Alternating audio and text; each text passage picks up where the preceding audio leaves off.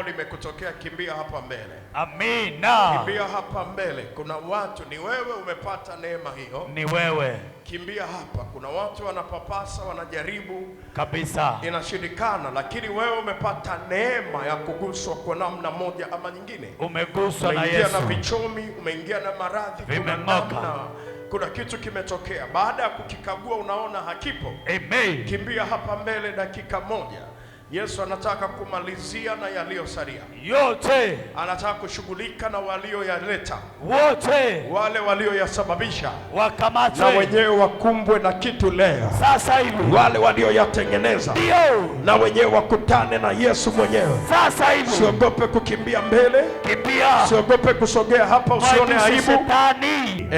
Na alikuwa anateseka na maumivu makali sana. Ndio. Hata leo amekuja hapa akiwa anasumbuliwa na maumivu makali.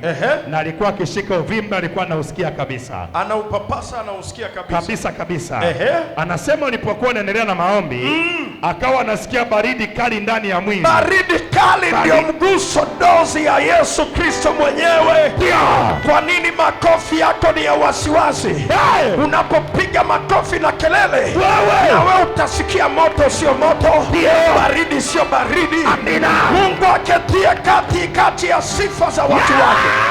Atatatua na matatizo yaliyoko ndani yako yote, hayatarudi tena.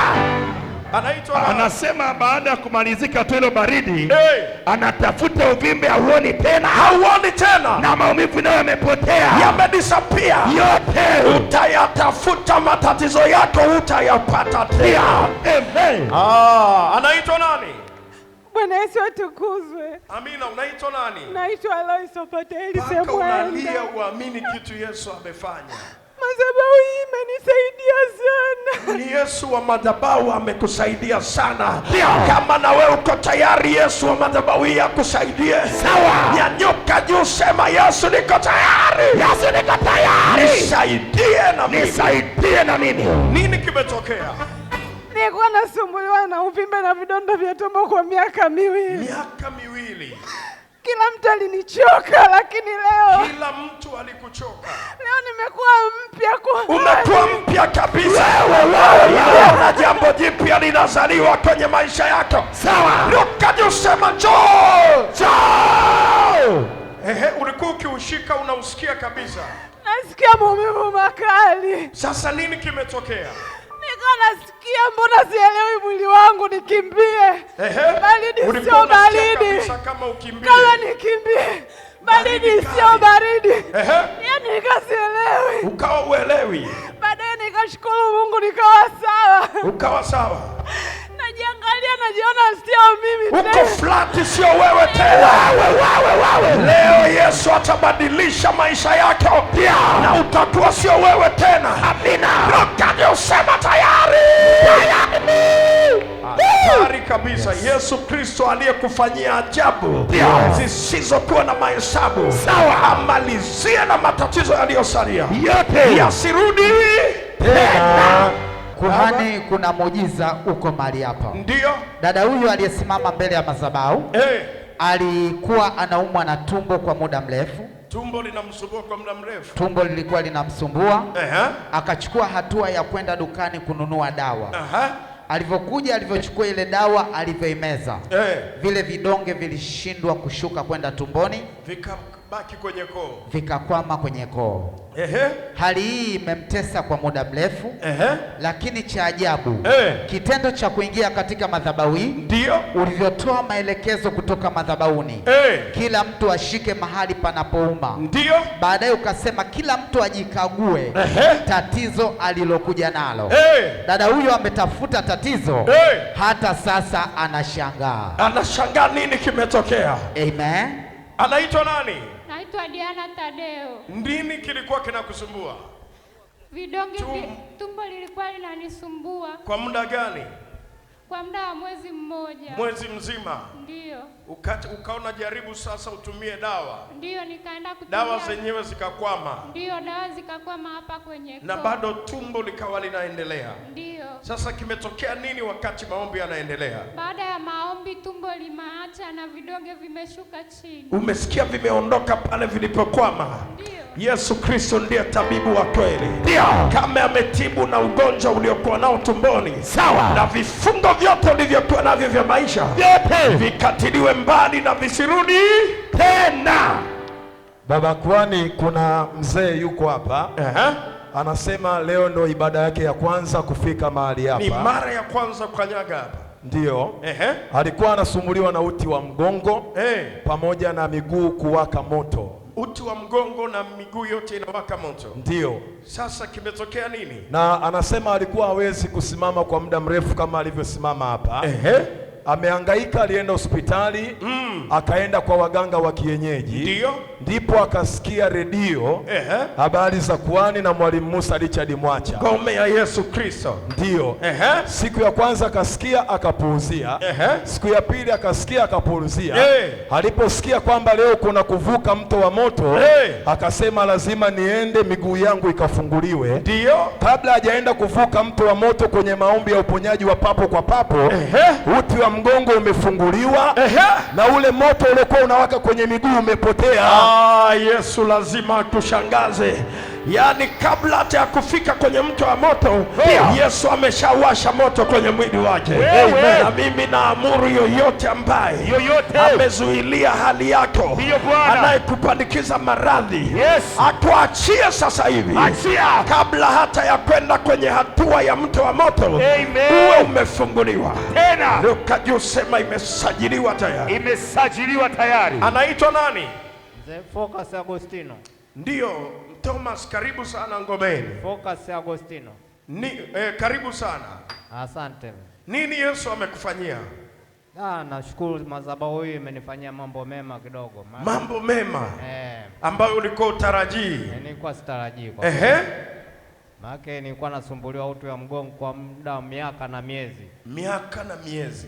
Na miguu kuwaka moto. Kwa hiyo leo nilipofika hapa kwa mara ya kwanza. Kwa mara ya kwanza najisikia. Wakati maombi sasa yanaendelea, nini kimekutokea? Najisikia kila kitu kiko safi kiko sawa. Umejaribu sasa, uti wa mgongo uko vizuri. Na moto uliokuwa kwenye miguu umedisapia. Yesu Kristo aliyetatua matatizo haya ya awali, atamaliza na yale yaliyojificha yote yasirudi tena.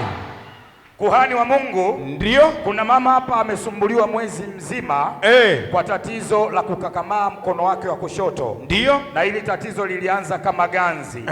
Likafika mbali, mkono wake ukawa unakakamaa. Baadaye vidole vyake vya mkono wake wa kushoto ndio vikawa vimekufa, vifanyi kazi kabisa. Na baadhi ya kazi zake zikawa zimesimama. Ndio. Anasema wakati unatuongoza maombi ya ufungulivu wa papo kwa papo, mara ghafla akasikia moto unapita kwenye mkono wake wa kushoto. Moto ni dalili ya uwepo wa Yesu Kristo. Sawa. Ambaye ndiye moto ulao. Ndio Bwana. Akakutana na moto. Ndio. Vidole vyake vya mkono vilikuwa viweze kukunjuka wala kukunja.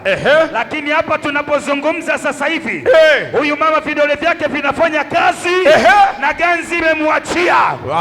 Ongeza makofi popote pale ulipo. Yesu. Anaitwa nani? Mshanga. Umesumbuliwa na hiyo hali kwa muda gani? Mwezi mmoja. Mwezi mmoja. Ndio. Na nini Yesu amekifanya hapa? Baada ya maombi umesikia moto sasa hivi unafanya kazi. Umesikia moto unatembea mwilini na sasa umepona. Ndio. Yesu Kristo aliyekuponya amalizie na matatizo yaliyosalia na yasirudi tena. Baba, kuna muujiza hapa. Naam. Yuko mama hapa. Ndio. Alikuwa anaumwa na uti wa mgongo. Alikuwa anapata maumivu makali. Hawezi kukaa wala hawezi kuinama. Akaamua kwenda hospitalini. Ndio. Alipoenda hospitali wakamwambia ana pressure na sukari. Pressure na sukari. Ndio. Wakampa dawa. Ndio. Lakini maumivu yako pale pale, hayapungui, yanazidi kuongezeka. Akaamua kuja hapa Ngomeni. Ndio. Uliposema shika mahali pana panauma, akawa ameshika kwenye mgongo. Ndio. Ghafla akakutana na tetemeko kali lililopoteza ufahamu. Ndio. Wala hakujitambua kama yupo kanisani au sehemu gani. Ufahamu uliporudi, amejikuta ni mwepesi kabisa, anaweza kuinama, anaweza kukaa. Ndio. Amepona kabisa. Pigie Yesu makofi popote pale ulipo. Yes. Anaitwa nani? Naitwa Rozi. Ndio. Umesumbuliwa kwa muda gani na hiyo hali? Kwa miezi mitatu. Miezi mitatu. Sasa ni nini hasa kilikuwa kinakutokea? Yaani mgongo, yaani hata kufanya hivi nilikuwa siwezi. Ulikuwa hata kuinama uwezi? Kabisa, hata kukaa kwenye kiti pale nilikuwa siwezi. Uwezi kukaa. Sasa kilichotokea ni nini baada ya maombi? Yaani baada ya maombi nikaona kama kuna kaubaridi fulani kama baridi fulani ukaisikia. Ndio. Baada ya hapo yaani nimepona kabisa. Yaani umepona kabisa. Unajaribu kila kitu unaweza kufanya. Yesu Kristo atafungua na maisha yako yote.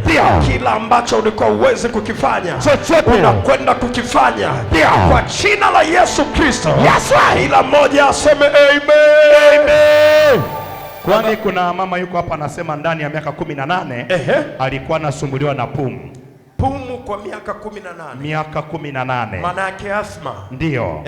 Na anasema hata leo amekuja hapa kifua kinambana sana. Ndio. Lakini pia alikuwa anasumbuliwa na pressure. Ndio. Anasema baada ya maombi ya uponyaji wa papo kwa papo, kifua kimeachia na pumu imetoweka, amepona. Kapona moja kwa moja. Moja kwa moja. Hebu ongeza makofi popote ulipo. Yes!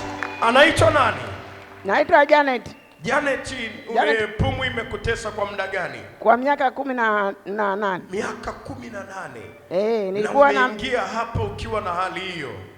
Nilikuwa sasa kimetokea nini wakati maombi yanaendelea? Wakati wa maombi nimeona kama baridi imenishika mgongoni. Mgongoni kama hiyo dozi inaitwa kidonge ama shindano ya Yesu Kristo. Baada ya hiyo baridi kimetokea nini sasa? Baada ya baridi afu nikaona kama kitu kinavuta mgongoni. Kinavuta mgongoni. Maumivu makali sana. Alafu baadaye nikaona ikaachia, nikaona mwili wote nimekuwa mwepesi, maumivu. Umekuwa mwepesi. Yesu amekutua mzigo wa maradhi uliokuwa nayo. Na sasa atamaliza na yale mengine yaliyosalia. Na watesi wako asisahau kuwashughulikia. Na matatizo yasirudi tena. Baba kuhani, upande wako wa kushoto hapa. Naam. Upande wako wa kushoto ndio yuko kijana mbele yako hapa ambaye alikuwa anasumbuliwa na uvimbe ndani ya mwaka mmoja. Lakini leo baada ya maombi ya ufunguliwa papo kwa papo, anasema alisikia kama kuna nyembe zinapita ndio kwenye ule uvimbe.